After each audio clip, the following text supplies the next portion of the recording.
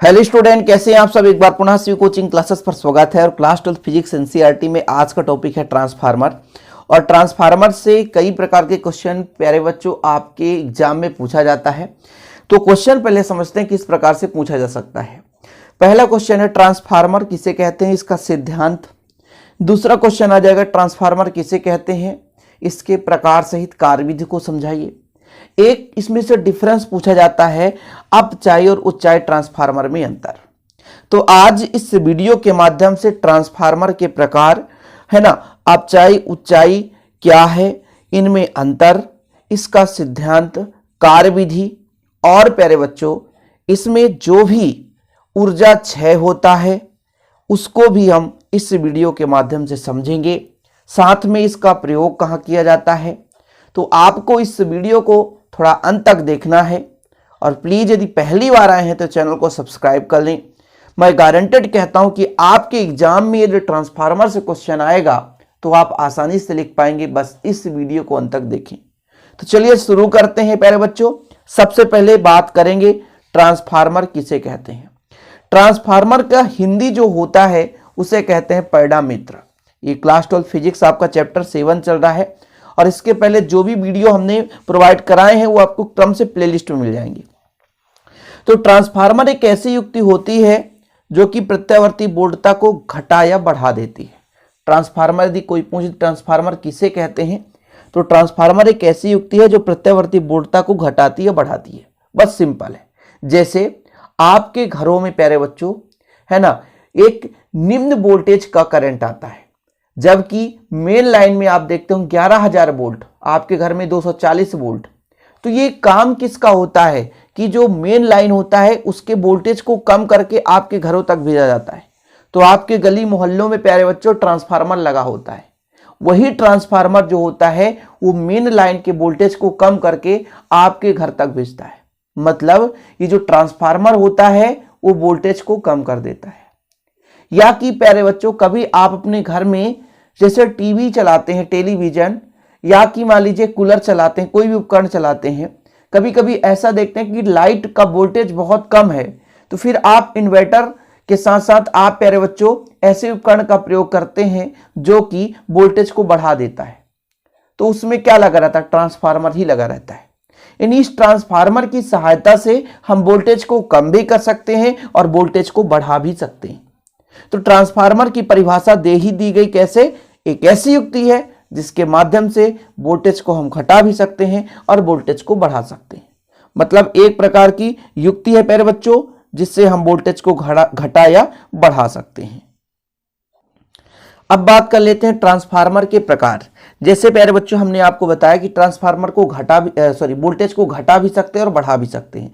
इस आधार पर ट्रांसफार्मर को दो भागों में बांटा गया है, एक अपचाई ट्रांसफार्मर और दूसरा उच्चाई ट्रांसफार्मर। अपचाई जो ट्रांसफार्मर होता है यह अपचाई मतलब कम करना, अपचाई मतलब कम करना, यानी जो वोल्टता को घटाएगा उसे हम कहेंगे अपचाई, उसे क्या कहेंगे अपचाई।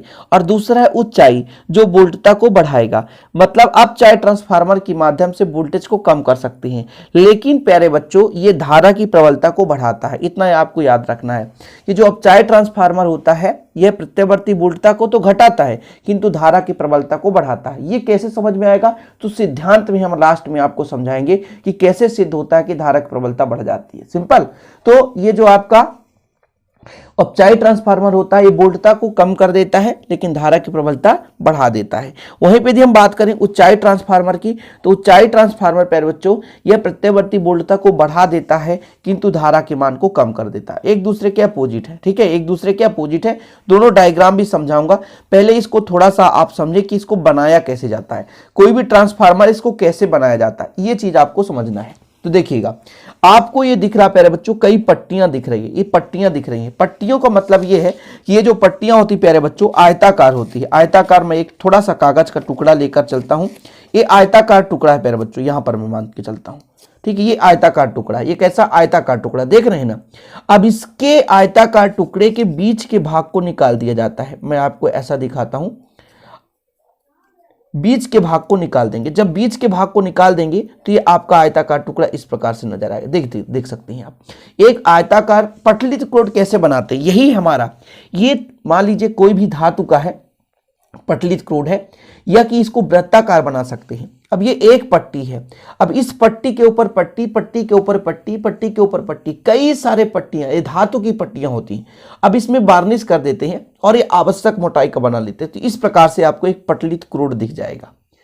पटलित नर्म लोहे की बना सकते हैं, आयताकार वृत्ताकार पट्टियां बना लेते हैं और एक एक के बीच इसको कई परतों में रख देते हैं और इनको अपन क्या कर देते हैं, वार्निश कर देते हैं। ये पट्टियों को है ना पेंट से वार्निश कर देते हैं और एक दूसरे को तह दे करके आवश्यक मोटाई का बना लेते हैं। तो ये तो हो गया पट्टियां।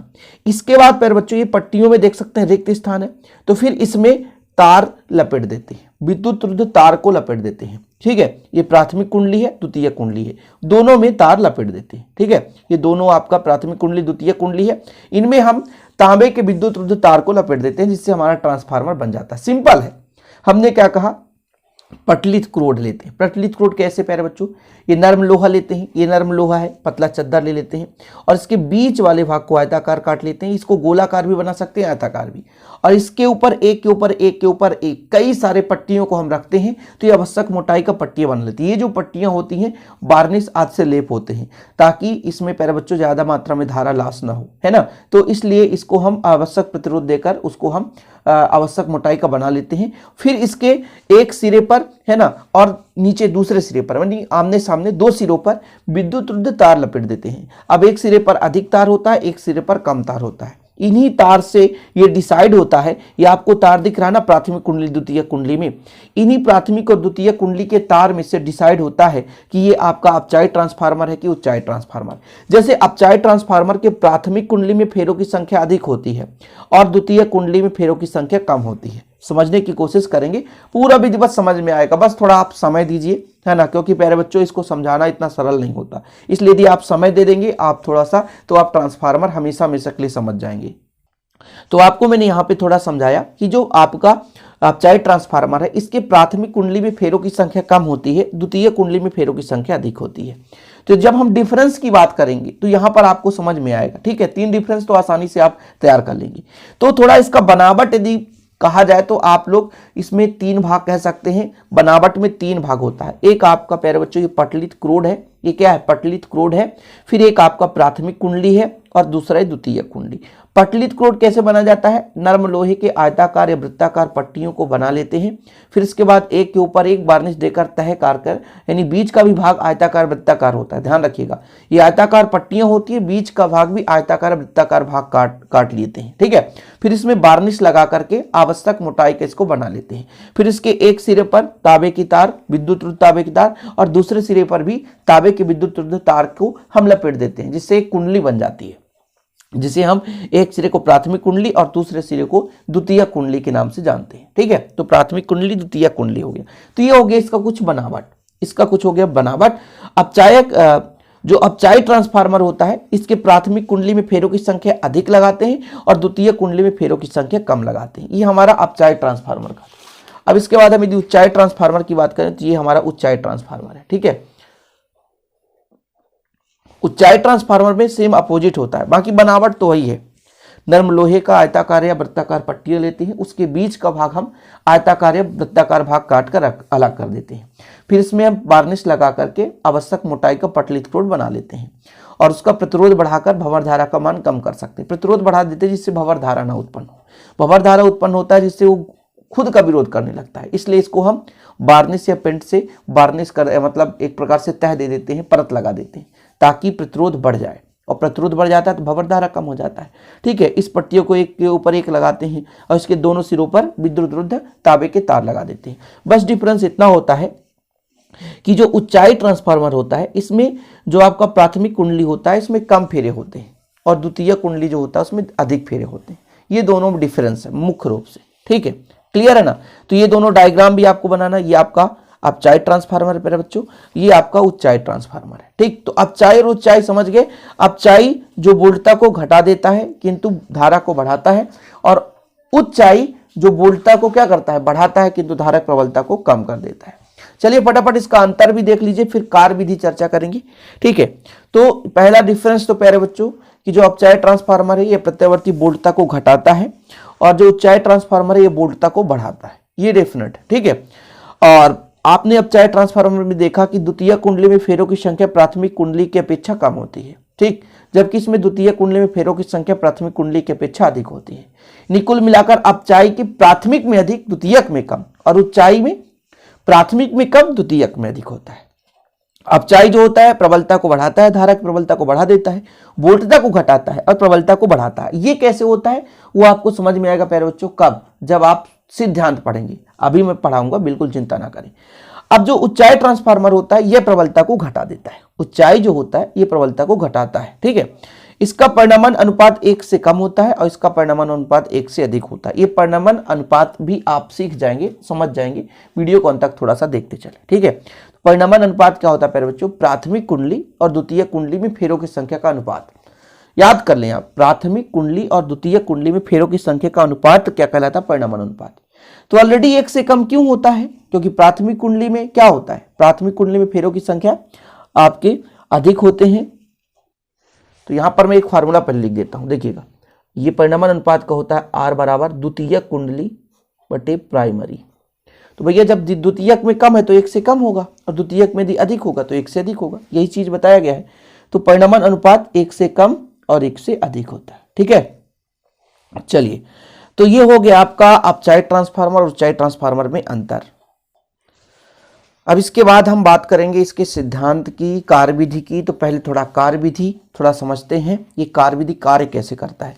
वैसे तो आपको पता है कि जब हम प्यारे बच्चों निर्गत, ये आपका द्वितीय कुंडली से हम निर्गत है मतलब प्राप्त करते हैं और यहाँ से हम वोल्टेज लगाते हैं और फिर ये द्वितीय कुंडली से प्राप्त करते हैं। प्राथमिक कुंडली मतलब जहाँ से हम वोल्टेज लगाते हैं और द्वितीय कुंडली मतलब जहाँ से हम प्राप्त करते हैं। तो देखिएगा कार्यविधि, देखिएगा कि जब प्राथमिक कुंडली के सिरों के बीच प्रत्यावर्ती वोल्टता लगाया जाता है तो उस कुंडली में प्रत्यावर्ती धारा बहने लगती है। जी हाँ, वैसे भी वोल्टेज लगाएंगे धारा बहेगी। यह प्रत्यावर्ती धारा क्रोड के प्रत्यावर्ती चुंबकीय क्षेत्र उत्पन्न कर देता है क्रोड में, अतः द्वितीय कुंडली से बद्ध चुंबकीय फ्लक्स में बार बार परिवर्तन होने लगता है, जिससे उसमें उसी आवृत्ति का प्रेरित विद्युत वाहक बल उत्पन्न हो जाता है। यह ट्रांसफार्मर है, ये ट्रांसफार्मर है। ट्रांसफार्मर में ये समझाया जाता है कि जब हम प्राथमिक कुंडली में प्रत्यावर्ती वोल्टेज लगाते हैं तो प्यारे बच्चों इन कुंडलियों में जो विद्युत रुद्ध तार है, तांबे की तार है, इसमें धारा प्रवाहित होती है। अब इस धारा प्रवाह के कारण चुंबकीय क्षेत्र उत्पन्न होता है। इसके चारों ओर चुंबकीय क्षेत्र, ये क्रोड है ना, क्रोड के चारों चुंबकीय क्षेत्र उत्पन्न होता है। और प्रेरण की क्रिया आपने पढ़ा, विद्युत चुंबकीय प्रेरण में हमने पढ़ा है कि जब हम प्राथमिक कुंडली में धारा प्रवाहित करते हैं तो द्वितीय कुंडली में कुछ न कुछ फ्लक्स में परिवर्तन होगा, और जब द्वितीय कुंडली में चुंबकीय फ्लक्स में परिवर्तन होता है, द्वितीय कुंडली के चुंबकीय फ्लक्स में परिवर्तन होता है, जिससे उसी आवृत्ति का इसमें प्रेरित विद्युत वाहक बल उत्पन्न हो जाता है और इससे भी धारा बहने लगती है। बस यही कार्यविधि है कि जब हम प्राथमिक कुंडली में धारा लगाते हैं, वोल्टेज लगाते हैं, तो तार में से धारा बहती है और तार में से धारा बह रही है तो उसके चारों ओर चुंबकीय क्षेत्र उत्पन्न हो रहा है। चुंबकीय क्षेत्र उत्पन्न होने के कारण यहां पर प्यारे बच्चों चुंबकीय फ्लक्स में परिवर्तन होता है और चुंबकीय फ्लक्स में परिवर्तन हुआ तो प्रेरित धारा बहने लगी, जिससे हम द्वितीय कुंडली से धारा प्राप्त कर लेते हैं। अब उच्चाई ट्रांसफार्मर में यहां पर फेरों की संख्या अधिक है इसलिए वोल्टेज को बढ़ा देता है, और अपचाई में फेरों की संख्या कम होती है इसलिए वोल्टेज को घटा देता है। समझ रहे ना, जो आपका द्वितीय कुंडली होता है यदि इसमें फेरों की संख्या अधिक है प्राथमिक की अपेक्षा तो वोल्टेज को बढ़ाएगा, क्योंकि ज्यादा फ्लक्स में परिवर्तन होगा, ज्यादा प्रेरित धारा होगी, ज्यादा विद्युत वाहक बल उत्पन्न होगा। लेकिन यदि द्वितीय कुंडली में फेरों की संख्या कम हो गई तो चुंबकीय फ्लक्स के मान में परिवर्तन कम होगा और प्रेरित धारा भी कम बहेगा। समझ रहे ना, तो कार्यविधि भी आपको समझ में आ गया कि जब हम प्राथमिक कुंडली में, प्राथमिक कुंडली है, दोनों सिरों के बीच प्रत्यावर्ती वोल्टेज लगाते हैं, तो जब प्रत्यावर्ती वोल्टेज लगाते हैं तो विद्युत रुद्ध तांबे के तार में से प्यारे बच्चों के चारों ओर चुंबकीय क्षेत्र उत्पन्न हो जाता है, और इस चुंबकीय क्षेत्र के कारण द्वितीय कुंडली में चुंबकीय फ्लक्स में बार बार परिवर्तन होता है। चुंबकीय फ्लक्स यानी चुंबकीय क्षेत्र रेखाओं में परिवर्तन होना ही चुंबकीय फ्लक्स में परिवर्तन है। तो जब चुंबकीय फ्लक्स के मान में परिवर्तन होता है प्यारे बच्चों तो इसमें प्रेरित विद्युत वाहक बल उत्पन्न हो जाता है, जिससे हम निर्गत कर लेते हैं यानी प्राप्त कर लेते हैं। तो द्वितीय कुंडली से हम जो भी प्रेरित धारा होता है उसे प्राप्त करते हैं, यानी प्राथमिक कुंडली के प्रभाव से द्वितीय कुंडली में धारा उत्पन्न हो जाती है। तो यहां पर फेरों की संख्या अधिक है इसलिए धारा अधिक बहेगी। वहीं पर हम बात करें अपचायी ट्रांसफार्मर में तो फेरों की संख्या कम है इसलिए धारा कम बहती है, वोल्टेज कम रहता है, धारा की प्रबलता भले ही अधिक हो जाए। समझ रहे हैं ना? तो ये हो गया कार विधि प्यारे बच्चों, क्या कार विधि। ठीक है, अब हम बात करेंगे क्या, सिद्धांत। सिद्धांत तो हमारा मिनी टॉपिक है। सिद्धांत तो बहुत अच्छे तरीके से आपसे आना चाहिए। थोड़ा सा वीडियो लंबा हो रहा है, बिल्कुल चिंता ना करें। अभी आपको इसका सिद्धांत पढ़ना है, इसके बाद प्यारे बच्चों ट्रांसफार्मर से ऊर्जा क्षय पढ़ना है, फिर ट्रांसफार्मर का उपयोग पढ़ना है। तो सिद्धांत में आपको स्टूडेंट स्टार्टिंग में क्या लिखना है कि हमारे पास ट्रांसफार्मर है, एक हमारे पास प्यारे बच्चों उच्चाई ट्रांसफार्मर और एक अपचाई ट्रांसफार्मर है। जैसे ये अपचाई है, ये क्या है, अपचाई, क्योंकि द्वितीय कुंडली में फेरों की संख्या कम है, और ये उच्चाई, तो ये आपका अपचाई ट्रांसफार्मर है और ये आपका है उच्चाई। ठीक है, अब देखिएगा, हम मान कर चलते हैं कि कोई एक ट्रांसफार्मर लेंगे, दोनों ट्रांसफार्मर सिद्धांत तो समझ नहीं पाएंगे, तो एक ट्रांसफार्मर लेते हैं। मान के चलते हैं कि प्राथमिक कुंडली में फेरों की संख्या आपका क्या है, प्राइमरी में एनपी है और सेकेंडरी में कितना मान के चलते हैं, एनएस है। माना कि प्राथमिक कुंडली में फेरों की संख्या कितनी है, एनपी है, और द्वितीय कुंडली में एनएस है। ये हम अपचाई के लिए कर रहे हैं। उच्चाई में भी मान सकते हैं, प्राथमिक कुंडली में संख्या एनपी है और इसमें एनएस है। तो हम स्टार्टिंग में क्या लिखेंगे, माना ट्रांसफार्मर की प्राथमिक कुंडली और द्वितीय कुंडली में फेरों की संख्या क्रमशः एनपी और एनएस है। इतना तो लिख सकते हैं। नंबर है, पी यानी प्राइमरी है ना, नंबर यानी संख्या, फेरों की संख्या एनपी, प्राथमिक का एनपी क्योंकि प्राइमरी, सेकेंडरी यानी द्वितीय का एनएस। इतना क्लियर है। फिर हम पढ़ेंगे फैराडे के विद्युत चुंबकीय प्रेरण के सिद्धांत से। तो इतना क्लियर है प्यारे बच्चों, कंप्लीट समझ में आया कि माना ट्रांसफार्मर के प्राथमिक और द्वितीय कुंडली में फेरों की संख्या एनएस और एनपी है।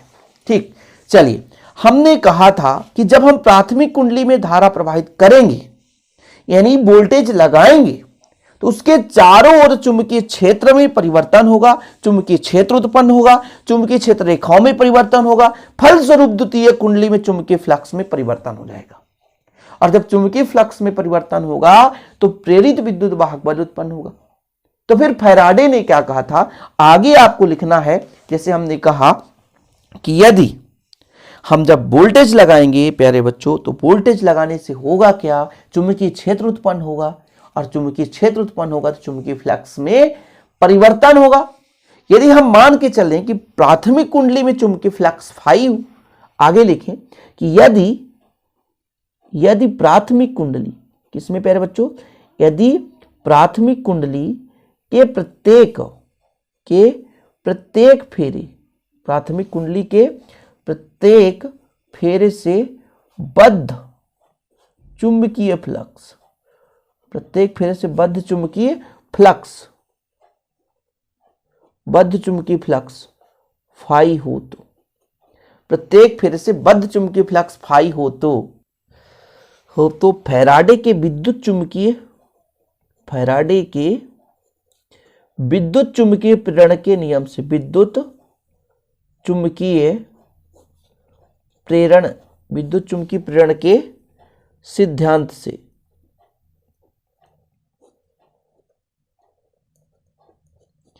क्या है फैराडे का विद्युत चुंबकीय प्रेरण, आपने पढ़ा है विद्युत वाहक बल। विद्युत वाहक बल कितना होता है प्यारे बच्चों, ई होता है। ठीक है, हम किसका, प्राइमरी का बात करेंगे। यहां पर माइनस होता है, प्राइमरी फेरों की संख्या एनपी है और डी फाई अपान डी टी हो जाएगा। ये समीकरण है, ये है आपका फैराडे का द्वितीय नियम। अभी हमारा प्यारे बच्चों प्राथमिक कुंडली में विद्युत वाहक बल आ गया। यदि हम आपसे कहें कि चुंबकीय फ्लक्स का क्षरण शून्य हो, मतलब बिल्कुल चुंबकीय फ्लक्स में कोई क्षरण ना हो रहा हो, तो फिर यही जो चुंबकीय फ्लक्स है किस में उत्पन्न होगा, ये हमारे द्वितीय कुंडली में होगा। तो आगे लिखना है कि यदि चुंबकीय फ्लक्स में क्षरण शून्य हो तो द्वितीय कुंडली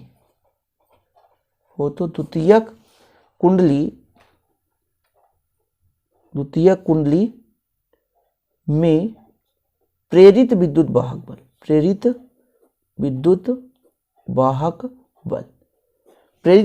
बल कितना हो जाएगा प्यारे बच्चों, तो हमारा ये था प्राइमरी के लिए, सेकेंडरी के लिए हो जाएगा ES बराबर -NS फिर डी फाई अपान डी टी।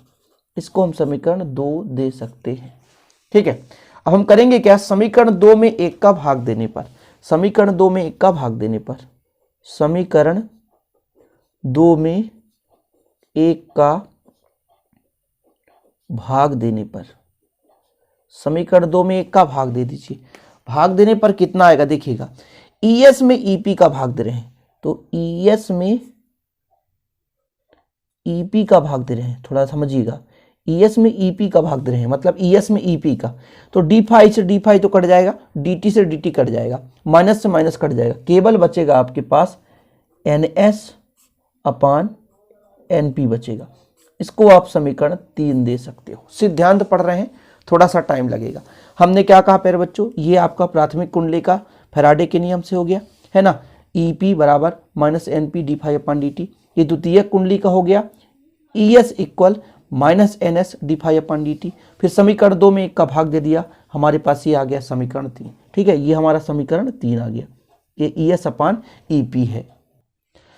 अब इसके आगे स्टूडेंट लिखना है कि यदि प्राथमिक कुंडली का प्रतिरोध नगण्य हो, नगण्य मतलब बहुत कम हो, तो जो प्रेरित विद्युत वाहक बल EP है वो वोल्टता, जो भी हमने आरोपित वोल्टता है ना VP लिया है, यानी प्राइमरी में जो भी वोल्टेज आरोपित किया उसके बराबर होगा।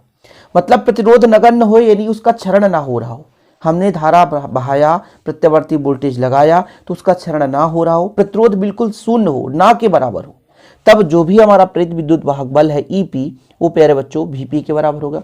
और इसी प्रकार द्वितीय कुंडली में जो प्रेरित विद्युत वाहक बल है वो वोल्टेज VS के बराबर होगा। तब इसको हम लिख सकते हैं, क्या लिख सकते हैं, जो ES है तब यहां पर आप लिख सकते हैं समीकरण 3 से, समीकरण 3 से।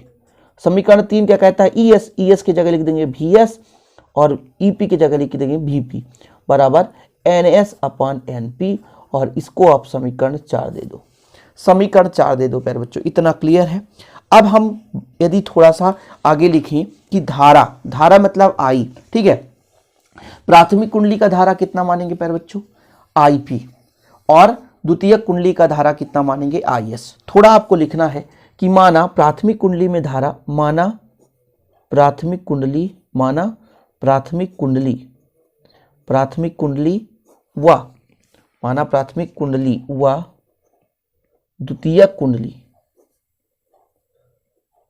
में बहने वाली धारा, बहने वाली धारा क्रमशः कितना मान के चले प्यारे बच्चों, प्राथमिक के लिए प्राइमरी IP हो जाएगा व द्वितीय के लिए IS।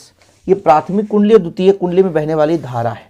तब यदि हम आपसे कहें कि निवेशी शक्ति यानी प्राथमिक कुंडली की शक्ति और निर्गत शक्ति कितना होगा, तो आपको यहां पर बताना है तब निवेशी शक्ति, तब निवेशी शक्ति, निवेशी शक्ति मतलब जो प्रवेश कर रहा है, शक्ति का मतलब कितना प्यारे बच्चों, कितना वोल्टेज है और कितना धारा बह रहा है, ये निवेशी शक्ति है।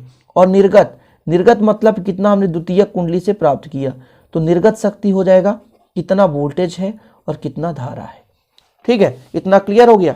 अब यहां पर थोड़ा आपको समझना है कि जो आपका आदर्श स्थित होता है, आदर्श मतलब एक भी क्षण ना हो रहा हो, जितना हमारे पास वोल्टेज है, आदर्श स्थित जितना हमारे पास वोल्टेज है उतना ही मिले। तब जितना हमने ट्रांसफार्मर को दिया प्यारे बच्चों, यानी निवेशी शक्ति, यहाँ पे थोड़ा सा गलत हो गया, निवेशी शक्ति, निवेशी शक्ति का मतलब क्या होता है, जितना हमने दिया उतना ही हमें प्राप्त हो, निर्गत शक्ति। इतना समझ गए। आदर्श स्थित में, आदर्श स्थित में, आदर्श स्थित का मतलब ये होता है कि हमने जितना ट्रांसफार्मर पर वोल्टेज लगाया था उतना पूरा का पूरा वोल्टेज हमें मिल जाए। ऐसे में प्यारे बच्चों निवेशी हमने क्या कहा था, VP इंटू IP, और ये कितना था VS इंटू IS। यदि इसको पक्षांतर करें तो ये VP इधर जाएगा तो VS हो जाए, VS बटे VP हो जाएगा, और IS इधर आएगा तो IP बटे IS हो जाएगा। इसको अरेंजमेंट कर सकते हैं, इसको अरेंजमेंट कर सकते हैं तो VS बटे VP बराबर IP बटे IS, और समीकरण आप दे दो 5। अब देखो समीकरण 4 देख लो भैया, समीकरण 4 आपका कितना है, VS बटे VP, और समीकरण आपका 5 कितना है, VS बटे VP। यानी VS समीकरण यहां पर लिख सकते हैं, समीकरण 4 व 5 से VS बटे VP बराबर यहां पर कितना है, NS बटे NP, NS बटे NP बराबर यहां पर कितना है, IP बटे IS, और ये समीकरण 6 आ गया। इससे आप निष्कर्ष निकालोगे, पूरा का पूरा निष्कर्ष निकालोगे। ये आपका जो मेन समीकरण प्यारे बच्चों, ये जो समीकरण 6 है, इसी से निकलता है हमारा मतलब मेन अपचाई और उच्चाई। जैसे देखिएगा, VS यानी वोल्टेज, यानी द्वितीय कुंडली में वोल्टेज ज्यादा है, NS मतलब इसमें फेरों की संख्या ज्यादा है, तब प्यारे बच्चों द्वितीय कुंडली यहाँ पर अपोजिट है तो धारा क्या होगी, कम होगी। यहाँ पर आप देख सकते हो, देखना ना समीकरण 6 से। अब आप समीकरण 6 से देखिएगा, समीकरण 6 से, किससे, समीकरण 6 से मेन निष्कर्ष होता है प्यारे बच्चों यहाँ पे, ठीक है। समीकरण 6 देखिएगा, इसको गलती भी कर बैठते हैं समझाने में भी और समझने में भी। देखिएगा हम क्या कह रहे हैं, यहाँ पे यदि ऊपर का मान VS बढ़ा दें, VS का मान बड़ा है VP से, यानी द्वितीय कुंडली में वोल्टेज अधिक है, तो यहाँ NS ऊपर है तो NS भी प्यारे बच्चों अधिक है, किससे, NS मतलब द्वितीय कुंडली में फेरों की संख्या भी क्या है, अधिक है। तब प्यारे बच्चों, तब यहां पर आप देखें IS का मान कम हो जाएगा, IP का मान अधिक हो जाएगा, तब हम कह सकते हैं IP का मान अधिक होगा IS से, यानी जो आपका धारा प्रबलता घट गया, यानी धारा क्या हो गया, धारा कम हो गया। और धारा कम कौन करता है, उच्चाई ट्रांसफार्मर। उच्चाई ट्रांसफार्मर, ऊंचाई का काम ही है वोल्टेज को बढ़ाना, फेरों की संख्या अधिक होगी लेकिन धारक प्रबलता को कम कर देना।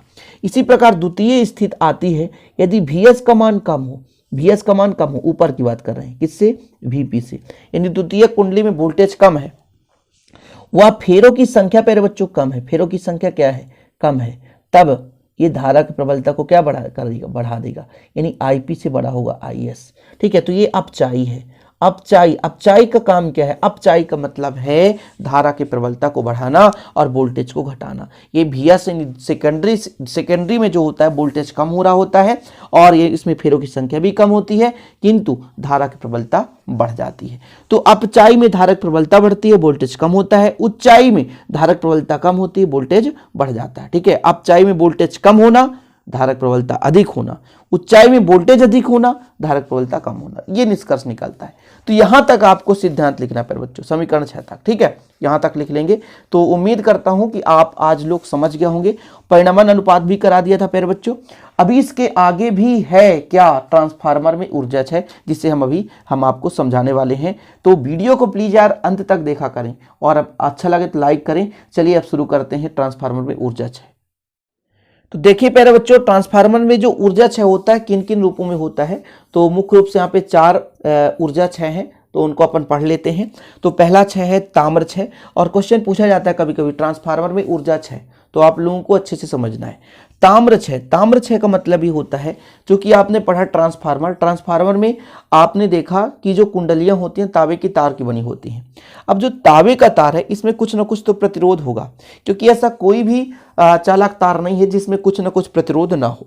दुनिया का कोई भी ऐसा वस्तु नहीं है जिसमें कुछ ना कुछ क्या है प्यारे बच्चों, निगेटिव चीज ना हो, है ना। मतलब हर एक वस्तु में कुछ ना कुछ प्रतिरोध होगा। तो इसी प्रकार तांबे के तार में भी कुछ ना कुछ प्रतिरोध होता है, और यही जो प्रतिरोध होता है वो विद्युत ऊर्जा के कुछ भाग को ऊष्मीय ऊर्जा के रूप में नष्ट कर देता है, जिसे ताम्र क्षय कहते हैं। समझ गए, यानी ट्रांसफार्मर तांबे के तार की कुंडलियों से बना होता है। मतलब जो ट्रांसफार्मर में कुंडलियां होती हैं उसमें तांबे का तार होता है, और तांबे के तार में कुछ ना कुछ प्रतिरोध होता है, और ये जो प्रतिरोध के कारण ये जो तांबे का तार है ये कुछ विद्युत ऊर्जा को ऊष्मीय ऊर्जा के रूप में नष्ट कर देता है, जिसे हम ताम्र क्षय कहते हैं। तांबे के तार के द्वारा क्षय ताम्र क्षय कहलाता है। चुंबकीय फ्लक्स क्षय, प्राथमिक कुंडली से बद्ध समस्त द्वितीय कुंडली से बद्ध नहीं होता। तो यहां पर थोड़ा सा लिखेंगे, प्राथमिक कुंडली से बद्ध समस्त फ्लक्स, क्या फ्लक्स, समस्त फ्लक्स द्वितीय कुंडली से बद्ध नहीं होता, जिससे कुछ फ्लक्स का क्षरण वायु में होते रहता है। इस प्रकार क्षय को फ्लक्स क्षय कहते हैं। मतलब प्यारे बच्चों, कहने का मतलब ये हुआ कि जब प्राथमिक कुंडली में चुंबकीय क्षेत्र उत्पन्न होता है तो उससे जो चुंबकीय क्षेत्र रेखाओं में परिवर्तन होता है, तो कुछ जो क्षेत्र रेखाएं हैं वो फ्लक्स के रूप में क्षरित होते रहते हैं, यानी उसका संपूर्ण फ्लक्स द्वितीय कुंडली में नहीं हो पाता। समझ रहे हैं, चुंबकीय फ्लक्स में परिवर्तन होता है तो पूरा का पूरा द्वितीय कुंडली में ना होना, ये चुंबकीय फ्लक्स का क्षरण कहलाता है। लौह क्षय, ट्रांसफार्मर का क्रोड जो होता है नर्म लोहे का बना होता है। जब प्राथमिक कुंडली में प्रत्यावर्ती धारा बहती है तो क्रोड में भंवर धारा प्रेरित हो जाती है, अतः ऊर्जा का कुछ भाग भंवर धाराओं के कारण ऊष्मा के रूप में व्यय हो जाता है। इस प्रकार के क्षय को लौह क्षय कहते हैं। कुल मिलाकर कहने का मतलब, वैसे तो हमने पहले ही बताया था कि जब हम नर्म लोहे का क्रोड बनाते हैं तो उसमें हम कम प्रतिरोध का अधिक प्रतिरोध का है ना विद्युत रोधी लेप लगा देते हैं ताकि प्रतिरोध अधिक हो सके, क्योंकि प्रतिरोध अधिक होने से प्यारे बच्चों भंवर धारा कम उत्पन्न होगा। लेकिन फिर भी कुछ न कुछ भंवर धारा उत्पन्न होता ही है, जिससे कुछ ऊष्मा के रूप में ऊर्जा नष्ट हो जाती है। सेथिल्य हानि देख सकते हैं कि जब ट्रांसफार्मर की प्राथमिक कुंडली में प्रत्यावर्ती धारा प्रवाहित होती है तो क्रोड बार बार चुंबकित और विचुंबकित होता है। ठीक है, बार बार चुंबकित और विचुंबकित होता है, जैसे यहां पर लिख सकते हैं विचुंबकित होता है। इस प्रकार से ऊष्मा का कुछ जो भाग है ऊर्जा के रूप में व्यय हो जाता है, मतलब ऊष्मा के रूप में कुछ ऊर्जा का अपव्यय हो जाता है, जिसे सेथिल्य हानि कहते हैं। तो सेथिल्य हानि का मतलब समझ गए होगी कि क्रोड के बार बार चुंबकन या विचुंबकन से जो ऊर्जा लॉस होता है ऊष्मा के रूप में, उसे हम सेथिल्य हानि कहते हैं। तो आप एक एक लाइन इनको समझ लें, बिल्कुल सिंपल है, और एक बार यदि पढ़ बस लेंगे ना तो आपसे बन जाएगा। इसका उपयोग प्यारे बच्चों आपको पता ही है, radio, television, telephone, refrigerator, motor आदि, बिल्डिंग कार के लिए, एलिमिनेटर के लिए, पावर सप्लाई के लिए, है ना, नाइट लैंप में कम वोल्टता प्राप्त करने के लिए, इन सब में प्रयोग किया जाता है ट्रांसफार्मर का उपयोग। तो ट्रांसफार्मर आप लोग समझ गए होंगे, क्वेश्चन कैसे भी घुमा दे आपसे बन जाना चाहिए। और वीडियो पसंद आए तो लाइक करें, दोस्तों के साथ शेयर करें। इसी प्रकार वीडियो पाने के लिए चैनल को सब्सक्राइब कर लें। जय हिंद, वंदे मातरम।